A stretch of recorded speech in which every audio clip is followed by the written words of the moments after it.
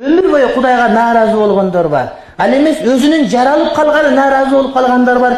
Булар эч убакта жарыбайт, ömür boyu нааразы ойдон жүрө берет да. Нааразы болбош керек туугандар. Азыр жашап аткан жашооңо ыраазы бол. Өзүңүн бар экениңе ыраазы бол.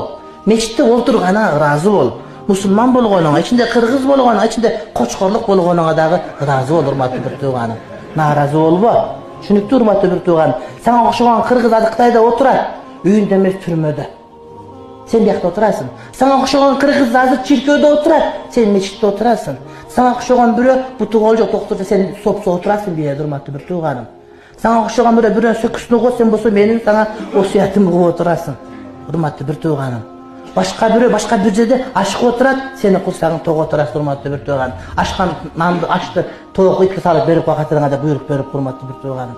Сенин колуң кичине бош болгон үчүн, мүмкүнчүлүк болгон үчүн Кудай макыл эч